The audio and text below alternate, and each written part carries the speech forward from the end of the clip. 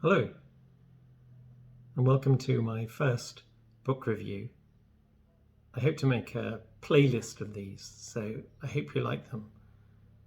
I'm really going to focus, to begin with novels by Murakami, one of my favourite novelists. And we're very fortunate that he's been translated from the Japanese into so many different languages around the world. And I know there are many people in many countries who really enjoy his work as I do. Sometimes when I'm looking on, Facebook particularly, the question is asked, what book should I read by Murakami? Where should I start? It's a difficult question because there are so many really, really good books to read. But I've decided today to start off with one of his books called Kafka on the Shore. This is my copy. I bought it many years ago for $12.99 on special offer. That was perhaps before he got really famous. It might cost you a little bit more now.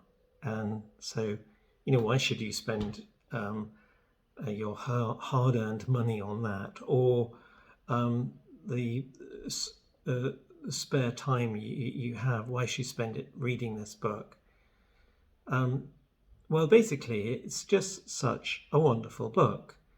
I particularly like books which have an element of them in the first person.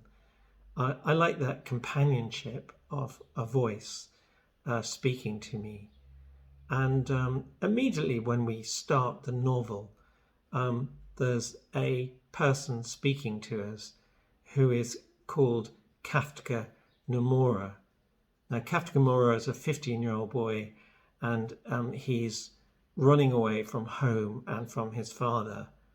And immediately we're locked in to the text. We want to know what happens to him.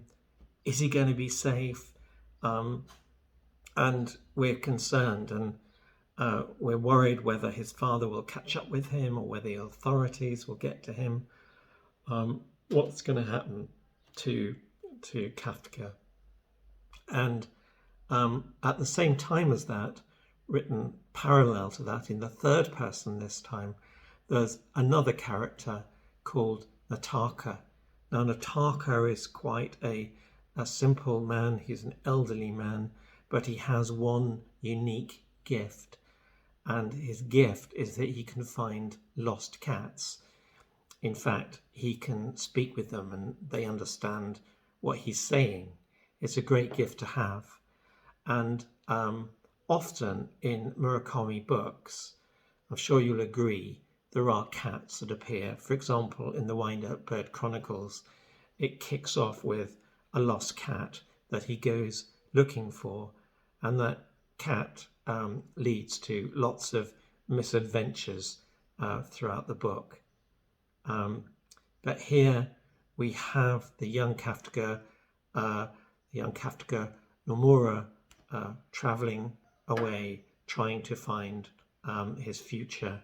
He reminds me a little bit of the young Holden Caulfield in Salinger's Catcher in the Rye, kicking off and trying to find his place in a very difficult world.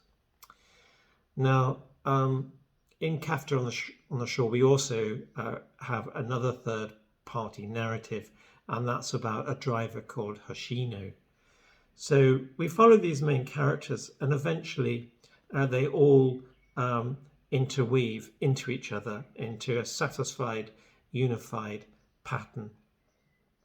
And they meet together in various different locations, and they can be dreamscapes, they can be real locations, or they can be historical places.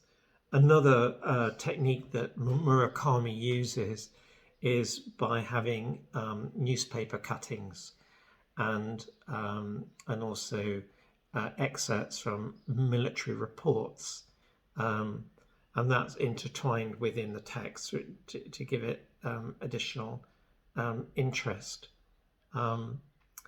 and intrigue. We want to know, how do these all link together? And the people they meet are uniquely significant to them, and that's also very interesting.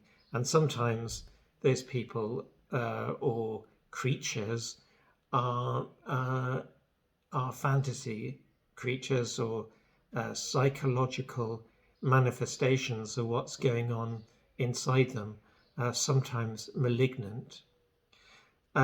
The when all the threads come together, we realize that we've read something really quite significant, something that's hard and fast paced, but quite a difficult read.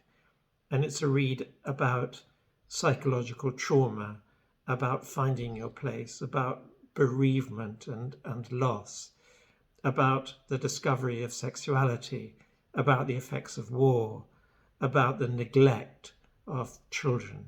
It's really quite a moving book and very powerful, and there are some parts of it that definitely make me uneasy.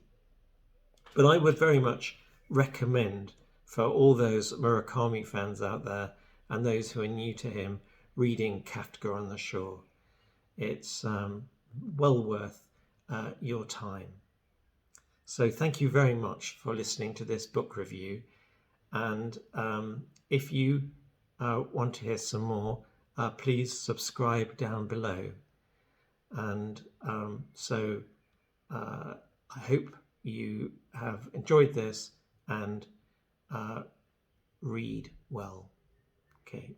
And please subscribe. Yeah, subscribe. That's what I meant to say. Thank you. Bye.